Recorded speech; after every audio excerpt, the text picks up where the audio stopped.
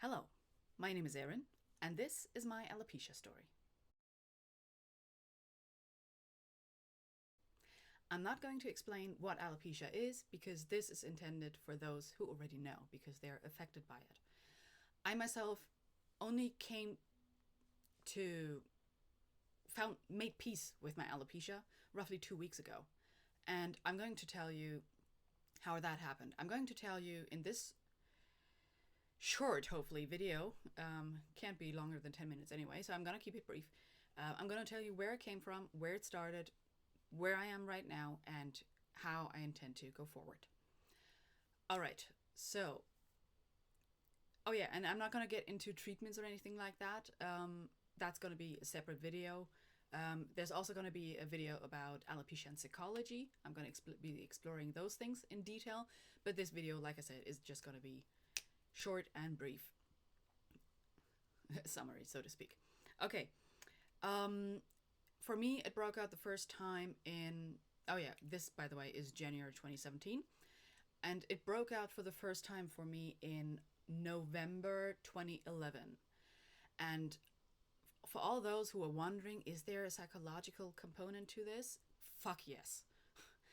I lost nothing but my entire life came crumbling down about 2 weeks before I discovered my alopecia. I had made plans. I was in a place that I loved with a social life, etc., blah, blah. I was happy, and all of a sudden, I was not allowed to stay. And I had to pack my bags, and leave. I was in Canada at the time. I had to return to Germany. So all of my life plans, which were all based around Vancouver, living as an artist in Vancouver, came crumbling down, and that was traumatic, to say the least. But not only that, I came home to a situation, oh yeah, shortly after. No, I'm not going to get into the details. That's not what this video is about. Okay, so timeline. November 2011, first bald spots, two of them right here. Like it was near impossible to cover up except with a high ponytail. Problem is, a couple of weeks later, I'm guessing it was the shock of the discovery of my alopecia that triggered another wave. The second one was at the base of my skull. So all of a sudden, high ponytail wasn't working either. So it was really hard. So I was walking around with this half ponytail for about a year, feeling powerless. And that's a common theme that I'm going to go more into in my psychology video on the subject. But feeling powerless, and where was I going with this? Doesn't matter. All right, so I went to the dermatologist in January 2012, and she did not care to investigate the underlying reasons or anything. It was like, I went in there, at the time I discovered these spots, my aunt was there, and she had experience with alopecia areata, so she could immediately tell me that's what it is. So I was saved from all the running around from doctor to doctor trying to figure out what the hell this is. I went into the room of my dermatologist and said, "I have alopecia areata. Please take a look." She took a look. She pulled one of those hairs, checked out the root, etc. Blah blah, the routine thing. Prescribed me a cortisone, steroid, atopic cream, whatever. It worked. Within half a year, the holes up there were closed, and I remember that this one took a little longer at the base of my skull, but it was all closed within a year. However, as I now know, and she really could have told me, this was only a symptomatic treatment, as all treatments are purely symptomatic, because science doesn't know where alopecia is coming from, so how could they possibly treat causes? Anyway, it came back. And it came back, it was early, like May, I think, May 2013. No, 2015, sorry. So 2 years later, roughly. And it was, again, a stressful time, again, a moment of feeling very hopeless and powerless. And that is something I can associate one moment with each of my waves, alopecia, whatever you call it. I'm thinking of the German word right now. Right, so there's, for me, for sure, there's definitely a psychological aspect, a very, very, very strong one. But I'm sure my bad diet didn't help. So I'm actually changing my diet. I'm gonna keep you posted on how that goes. All right, so that was the second time it broke out, 2015, May roughly. Lots of stress at work, privately as well. Um, and that time, the first spot I discovered was at the base of my skull, and I already knew that those tend to disappear, like take longer to disappear. So I was being patient. I knew this time I wasn't gonna do the whole um, steroid thing. I don't want to treat my symptom. I want to treat the cause, and because I know that suppressing symptoms usually triggers your body to deal with the crap on another somewhere else. So I'd rather have the problem with my hair than with something internal. That's way scarier. So not gonna do that.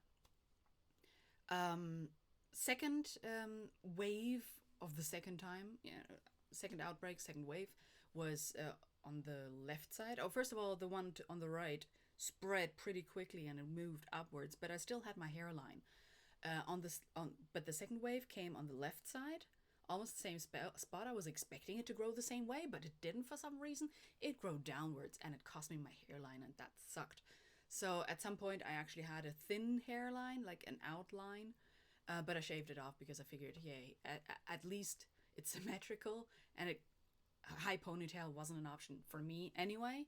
So yeah, because I'm sure everybody who has gone through the motions understands the need to cover up. So yeah, I started wearing my hair down all the time, even though I was so over that. I had been hiding behind my hair for so long. That's another psychology video I'm gonna get into, but another time. I actually don't like wearing my hair in my face anymore, but I felt like I couldn't do anything else. Like, that's the only way I could hide it. Even a low ponytail, which did hide it, still looked awkward because there was no hair coming from the bottom.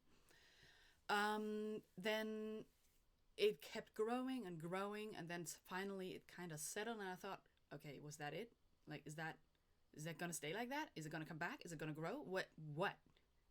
The uncertainty is really the worst thing about this friggin' thing, alopecia.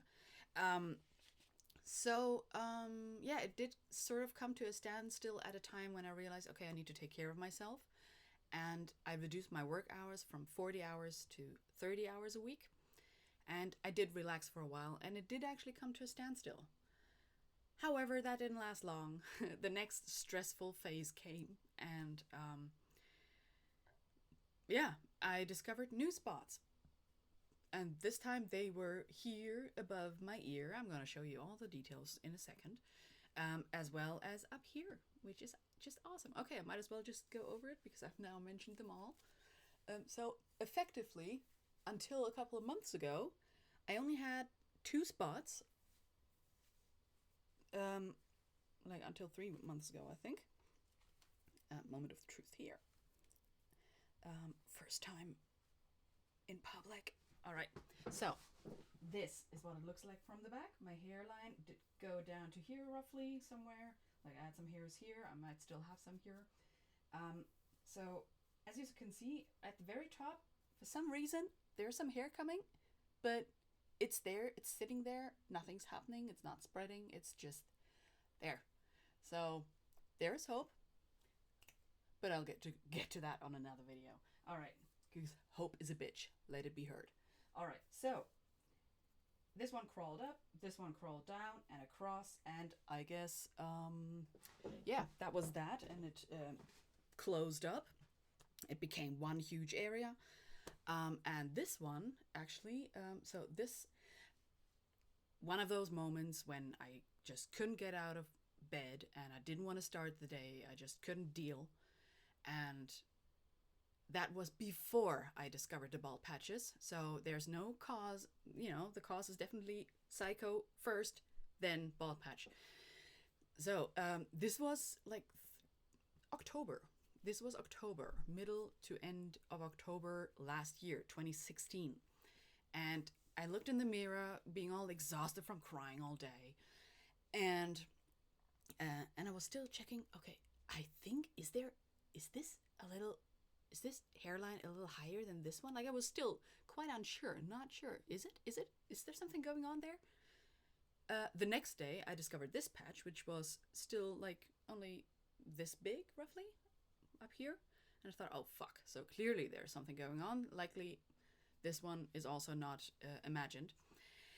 Yeah, check this out. So this is, it's, it's joined. There's actually, if you can check this, I still have some individual hairs here, but I shaved those off because they just look completely ridiculous. Yeah, so this has grown since October, November, December, January. 3 months. 3 months. This one is at a standstill, nothing happening there, but this one is clearly still growing, if super slowly. This one, I feel like every week, like most people affected, I guess, I check the mirror, I check my bald spots every freaking day, sometimes multiple times. Commonly multiple times. It's an obsession. It's something that I can't control. So that is, I guess my attempt of trying to figure this thing out. But really, there's nothing to figure out. You cannot figure this out. Stop trying to figure it out. Just, all I can say is, and that's where my liberation came from 2 weeks ago. I was watching all these videos, these alopecia stories, of all these beautiful bald ladies, and I started playing with the idea of wearing a wig someday, and I was searching for wigs and researching and becoming an expert on my possible future so that I could lose the fear of this possible future. And I recommend that to everyone. Okay, what else? Yeah, so that was 2 weeks ago, and that's why I'm sharing this video right now. And 2 weeks ago is the time when I was watching all these videos, and I realized the problem is not the loss of hair. The problem is the fear of losing more of it, or all of it even. And the liberation came when I decided to just take it away. I'm going to take back control. I'm not going to be a victim to my alopecia. I'm going to control my look. I'm going to do it by taking it off. And I've been hearing about just how beautiful my hair is. It makes it even harder. But once I had made that decision, the fear, all that pressure, it just fell off. And the trickiest thing was the fear, again, of the reactions in my, of the people in my life, especially at work, but also even more so, of course, my partner. So all I can say to that is it's not going to be as bad as you might think. So consider taking control. What I did to take away my own fear of this possibility, of this decision that I was still not 100% committed to, is what did I do? Yeah, of course, I informed myself on options. I shopped for hats. I played with scarves, wrapping them around my head. What would I look like without hair? I started posing in front of the mirror and realizing, actually, I think I can totally pull this off. I know I can pull this off. I've known this. Kind of toyed with the idea for a while. I want to try it out. I would never, ever, ever dare, because it has been more important to me to fly under the radar than do what I want. And that is how I'm now coming to the point where I say that my alopecia, I'm getting a little emotional now. Wow, sorry, wasn't expecting that. I've come to the point that I can say my alopecia right now is a blessing, because it forces me to deal with my own sense of, what's the word? I don't want to say it forced me to deal with my self-image. And it forced me to consider making a choice that may not be the easy one or the popular one, or it may not be what the people close to me expect from me. I've I've always had the tendency to do what's expected of me, and this feels like a huge kick in the ass by Mr. or Mrs. Universe up there or whatever, by my soul, whatever you want to call it. And look at it from a psychological, from a physical. Maybe my body is talking to me. Maybe my brain is talking to me. I don't care. It feels like it's a push to force me to do something or live a certain way that I wasn't able to before I was forced to deal with this, with the possibility of losing my hair. It sounds so freaking simple. Anyway, so I bought hats and I started walking around with them, and at home at first. I wore my hair up at home. I started doing that like 2-3 weeks ago, and I was rocking it. I was wearing it like battle scars, my bald spots. I was wearing my hair in a way that all of them would be visible. I actually have a couple more spots. I don't know whether I can dig them out right now, but they're actually not as tiny as you might think based on how hard it is right now to dig them out, but I have a lot of hair. Go figure. So yeah, there's a bald spot there, and that's been growing for a couple of weeks pretty consistently, and it's growing upwards, which means that, I already know how hard it is to cover them up the higher they get. Especially since ponytail isn't really that great an option. Certainly not if you want to hide them.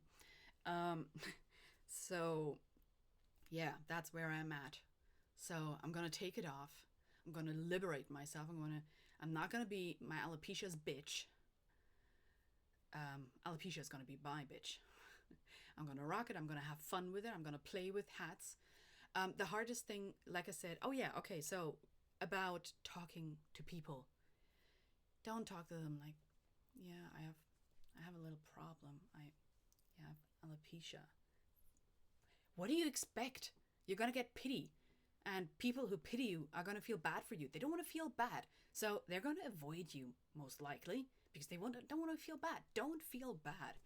And don't feel like you have to excuse yourself, like apologize or anything like that. The way I did it, once I made this decision and I realized just how good it was going to be for me, was that at work, it's an office building. I'm a quality control, what do you call it, worker, employee, whatever. I'm actually a trained programmer, and I work in the software. I already said that in the intro. Anyway, so we have these weekly team meetings. It was Tuesday morning last week. This week, it's Sunday now, and just as the meeting was finishing, I said, "Hang on, just one moment. I have one private matter I need to discuss. It's only going to take a couple minutes." And something's going on with me. I have a sickness. It's nothing bad. They're all very grateful for that. Don't worry. All it does, and this explanation worked really well for me, all it does is attack my hair. So it's all okay. I just want you to know that if I start walking around with hats, don't think I'm sick. Like, don't think I'm going through chemo, because yes, of course, that's going to be the first association. And don't think I had a Britney Spears moment. No, of course, that's not how I said it. I just said, I'm not sick. I don't have cancer. And I didn't have a Britney Spears moment. So don't worry. It's all good. This is a good thing. And all of a sudden, there were all smiles in the room. It was so easy. And then they were all having fun and go, "Oh, really? Oh, so you're going to shave it off? Oh, wow. Oh, my God. Oh, it's fantastic that you're dealing with it in such a positive way." It really doesn't have to be hard. You control the reactions in your room. And frankly, if you're doing everything right and you're still getting shitty responses, you need to change your company. Anyway, that's that. But of course, it's a whole nother thing to talk about this topic with family. And again, I was worried that if I was to tell my closest friends and family that I would get resistance. And yeah, sure enough, there was like, "Are you sure?" And "It's really cold in the winter. Are you sure you want to do this now?" And like all sorts of, questions. And I'm like, I gave them my explanation. I gave them my reasoning, and they understood. And not everybody's going to be like that. It's not going to be as easy for everybody. Some people are more open to change. Others fear it. And it's yet another thing if you're in a relationship. It's a big change. And it's okay for you to be scared of that talk. But be sure, if he's the right guy, He's gonna be on your side. And you know what? I was so scared of this talk, and the first one didn't really go as planned. He wanted me to wait, but I had another talk, and I was scared of that one too. And yeah, you know what? It was rough. It was hard. Pretty much exactly as I expected. However, immediately once we were done, the relief, our both of our relief was so huge and immediate. I did not expect that. So again, don't trust your worst case scenarios that are playing in your head. It's gonna be much easier than you think, and you're gonna feel so good, I'm sure. All right, so that's that. Moving forward, I'm not going to do symptomatic treatments. I am changing my diet. Already have. I have been eating well, meaning organic and focusing on veggies and fruits, etc. Avoiding dairy products, avoiding meat. But I am allowing myself a little exception here and there, almost every day, because yeah, you shouldn't switch cold turkey your body. That would be for additional stress for your body. So I'm gonna do a gradual change over the next few months. That's my story. I had the chat with my boyfriend, with my partner today, and today the decision fell that we are all okay with me shaving my head, and that's what I'm gonna do. Now, it might be a separate video. It might follow this one. I'm not sure, but I'm gonna go liberate myself now.